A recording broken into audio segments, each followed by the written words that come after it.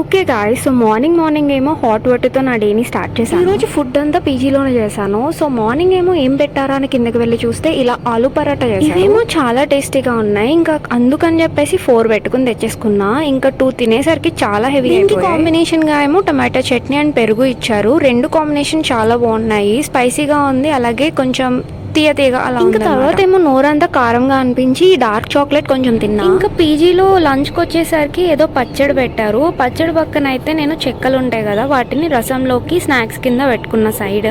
So ఇంకా ఈ 3 కాంబినేషన్తో అయితే నా లంచ్ కంప్లీట్ అయిపోయింది. ఇంకా మజ్జిగ అయితే అస్సలు మిస్ అవ్వట్లేదు, ఎందుకంటే సమ్మర్ కదా మనకి చాలా. ఇలా అయితే నా లంచ్ కంప్లీట్ అయిపోయింది. ఇంకా డిన్నర్ విషయానికి వస్తే మా వాళ్ళు కాలీఫ్లవర్ కర్రీ చేసి అనుకుంటున్నా మార్నింగ్ నుండి అన్ని బాగా చేస్తున్నారు ఏంటబ్బా అని చెప్పి. ఇంకా డిన్నర్ విషయంలో కాలీఫ్లవర్ ఏమో అస్సలు ఉడకలేదు అండ్ ఫుల్ కారం ఉంది. ఇంకా ఏదోలా అయితే తినగలిగాను, బట్ అస్సలు అంటే అస్సలు నచ్చలేదు.